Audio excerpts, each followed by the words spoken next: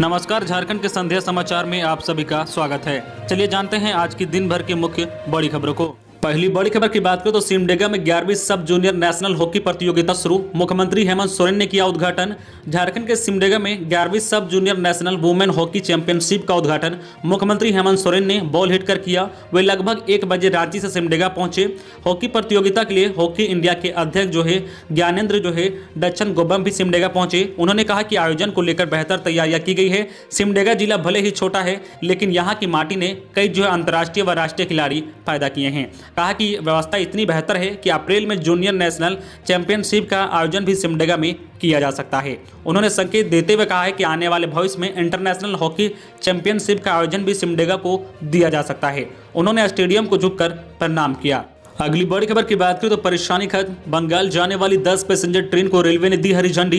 पश्चिम बंगाल से संताल के शहरों तक आने जाने वाले यात्रियों की राह रेलवे ने आसान कर दी है। आसनसोल से जसीडीह और मधुपुर से गिरिडीह समेत 10 पैसेंजर ट्रेनों को 10 मार्च से चलाने का ऐलान पूर्व रेलवे ने कर दिया है। इसमें से कुछ ट्रेन बुधवार सुबह से चलने लगी है और शेष शाम में अपने पुराने टाइम टेबल के अनुसार चलेगी। रेलवे ने बहुत जल्द कुछ और पैसेंजर ट्रेनों को चलाने की भी घोषणा की है। माना जा रहा है कि आसनसोल से गया और आसनसोल से वाराणसी के बीच चलने वाली ट्रेन भी होली से पहले चलने लगेगी। इन ट्रेनों के चलने से न सिर्फ बंगाल बल्कि धनबाद से गया रूट के लिए भी पैसेंजर ट्रेन मिल जाएगी। अगली बड़ी खबर की बात करें तो राज्य भर के डॉक्टरों के हड़ताल पर बोले स्वास्थ्य मंत्री, जल्द निकालेंगे समाधान।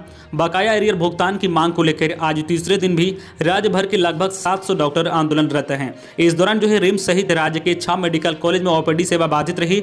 रिम्स में बाहर से आए इलाज कराने मरीज व उनके परिजन परेशान दिखे। हालांकि आज स्वास्थ्य मंत्री बन्ना गुप्ता ने डॉक्टरों को आश्वस्त किया है कि मंत्री ने कहा कि मैं अपने चिकित्सकों के प्रति संवेदनशील था, हूँ और रहूंगा। ओपीडी बहुत ही आंशिक रूप से प्रभावित है। इसका हम जल्द ही निष्कर्ष निकालने जा रहे हैं। हम डॉक्टरों के हितैषी हैं। अगली बड़ी खबर की बात करें तो ऑटो में सीएनजी किट के लिए मिलेंगे 25,000 रुपए। राज्य के 8 शहरों में चलने वाले ऑटो को प्रदूषण मुक्त करने को लेकर सरकार आर्थिक मदद देगी। इन शहरों में रांची, धनबाद, चाईबासा, रामगढ़, हजारीबाग, पाकुड़, दुमका और साहिबगंज शामिल है। ऑटो को इलेक्ट्रॉनिक या सीएनजी में बदलने के लिए सब्सिडी दी जाएगी। केंद्र के निर्देश पर इन शहरों को क्लीन एयर एक्शन प्लान नामक योजना के तहत लिया गया है। निजी ऑटो चालकों को 25,000 रुपए तक की आर्थिक सहायता मिलेगी। योजना के तहत राज्य प्रदूषण बोर्ड के साथ मिलकर centre for energy and development कार्य योजना तैयार कर रहा है। इसमें शहरों में डीजल या पेट्रोल ऑटो के चलने से होने वाले प्रदूषण को रोकने के लिए उनको इलेक्ट्रॉनिक या सीएनजी में बदलने के लिए प्रावधान किया गया है। अगली बड़ी खबर की बात करें झारखंड मौसम विभाग से कि आज से मौसम बदला। 12 और 13 को बारिश का अनुमान। मौसम का मिजाज बुधवार से बदला बदला दिखा। राज्य के कई जिलों में दिन में धूप के साथ बादल भी देखने को मिला। मौसम केंद्र का पूर्वानुमान है कि 12 और 13 मार्च को कई जिलों में आंशिक बादल छाए रहेंगे। हल्की बारिश भी हो सकती है। 14 से आकाश साफ हो जाएगा। 12 मार्च को राज्य के पश्चिम तथा मध्य भागों में इसका असर दिखेगा। 13 मार्च को मध्य के साथ उत्तरी हिस्सों में असर दिखेगा। अगली बड़ी खबर की बात करें तो धनबाद आमाघाटा मौजा में सरकारी भूमि से कब्जा हटाने गए अधिकारियों पर हमला। धनबाद अंचल के आमाघाटा मौजा में सरकारी जमीन से कब्जा हटाने गए प्रशासनिक अधिकारियों और पुलिस कर्मियों पर हमला हो गया है। वहां पर मौजूद लोगों ने अधिकारियों पर पत्थरबाजी भी की है। मामले की गंभीरता को देखते हुए डीसी उमाशंकर भी वहां पहुंचे। हमला होने के बाद वहां पर भारी मात्रा में पुलिस बल की तैनाती कर दी गई है, लेकिन इन सब के बावजूद कुछ प्लॉटों को खाली करा दिया गया है। बता दें कि विरोध में लोग जेएमएम नेता अमितेश सहाय घर का घेरावा किया गया है। वही श्री सहाय ने लोगों को यह भरोसा दिलाया है कि वे इस मामले में सीएम हेमंत सोरेन से भी बात करेंगे। बता दें कि पहले चरण में उन लोगों को हटाने की योजना बनाई गई है जिनके पास कोई कागजात नहीं है, जबकि बाकियों के खिलाफ अतिक्रमण वाद की कार्रवाई पूरी होने के बाद कब्जा हटाया जाएगा। अगली बड़ी खबर की बात करें तो निजीकरण के खिलाफ 15 और 16 को बंद रहेंगे बैंक कर्मचारियों के 9 संगठनों से जुड़ी संस्था United forum of bank union ने 15 और 16 मार्च को बैंक में राष्ट्रव्यापी हड़ताल की घोषणा की है। हड़ताल का आह्वान सार्वजनिक क्षेत्रों के बैंकों के निजीकरण के खिलाफ किया जाएगा। हड़ताल को लेकर यूनियन की एक प्रेस वार्ता पटेल चौक स्थित बीओआई गेस्ट हाउस में आयोजित की गई। अगली बड़ी खबर की बात करें तो राशन वितरण व्यवस्था अब होगी कैशलेस। जन वितरण प्रणाली के तहत राशन वितरण व्यवस्था को कैशलेस किया जाएगा। इसके तहत लाभुक डीलरों को नगद में अनाज के लिए पैसे नहीं देंगे, बल्कि उनके खाते से पैसे डीलरों के खाते में चला जाएगा। नगद लेन देन नहीं करना है। डीलरों का खाता खोलने का काम शुरू कर दिया गया है। रांची के डीलरों को निर्देश दिया गया है कि वे अपना चालू खाता खुलवाएंगे। इसके बाद लाभुकों का खाता खोला जाएगा। अनाज लेने पर जो है लाभुकों के खाते से पैसे सीधे जो है डीलरों के खाते में चला जाएगा। अगली कड़ी में जो है लाभुकों का खाता खुलवाया जाएगा। फिर आवश्यक प्रक्रिया करने के बाद कैशलेस सिस्टम चालू कर दिया जाएगा। अगली बड़ी खबर की बात करें तो निवेश के लिए झारखंड के उद्योगपतियों को जुटाएगी हेमंत सरकार। 12 को रांची में स्टेक होल्डर्स मीट। नई दिल्ली में जो है पिछले दिनों आयोजित स्टेक होल्डर्स मीट की अगली कड़ी में रांची में ही जो है एक बैठक के आयोजन की तैयारी की जा रही है।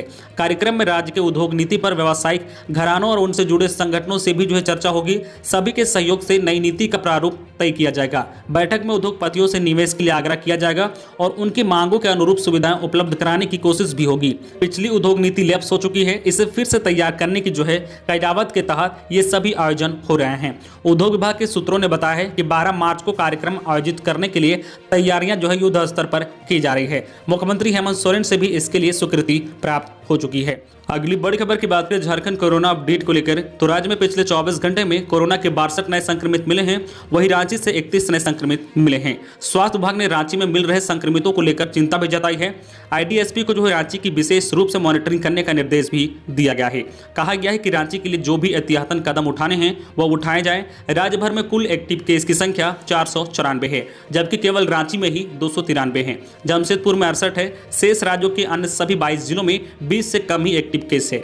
गढ़वा, गिरिडीह, गोड्डा, पाकुड़ व पलामू ऐसे जिले हैं जहां एक भी एक्टिव केस नहीं है। राज्य में अब तक 1,20,374 संक्रमित मिल चुके हैं, जिसमें से जो है 1,18,787 की रिपोर्ट नेगेटिव आ चुकी है और जो है 1,093 की मौत हो चुकी है। नए संक्रमितों की बात करें तो बोकारो से 4, धनबाद से 6, पूर्व सिंहभूम से 12, हजारीबाग, दुमका, रामगढ़ और सिमडेगा से 2-2, सरायकेला से 1 और रांची से 31 नए संक्रमितों की पहचान हुई है। अगली बड़ी खबर की बात करें तो खिलाड़ी की उपलब्धि 400 मीटर दौड़ में गुमला की जो है फरलेंस ने जीता स्वर्ण। चीन में वर्ल्ड यूनिवर्सिटी एथलेटिक्स में दौड़ेगी। झारखंड की इंटरनेशनल एथलेटिक्स फरलेंस बारला ने भुवनेश्वर में आयोजित वर्ल्ड यूनिवर्सिटी एथलेटिक्स ट्रायल में 400 मीटर की दौड़ में स्वर्ण पदक जीता है। इसके साथ ही उन्होंने वर्ल्ड यूनिवर्सिटी एथलेटिक्स चैंपियनशिप के लिए क्वालिफाई कर लिया है। अब वे इस साल चीन में होने वाले वर्ल्ड यूनिवर्सिटी एथलेटिक्स टूर्नामेंट में पदक जीतने के लिए दौड़ेगी। गुमला की जो है फरलेंस झारखंड की दूसरी महिला एथलेटिक है जो वर्ल्ड यूनिवर्सिटी एथलेटिक्स में भाग लेगी। तो ये थी आज की झारखंड की टॉप बड़ी खबरें। इसी तरह झारखंड की हर छोटी बड़ी खबर देखने के लिए आप हमारे चैनल न्यू झारखंड चैनल को सब्सक्राइब करके बेल आइकन प्रेस कर दीजिए, जिससे आपको झारखंड की हर छोटी बड़ी खबर का अपडेट आप तक पहुंचता रहे। तो आज के लिए बस इतना ही। हमें दीजिए इजाजत, फिर मिलते हैं नेक्स्ट न्यूज में।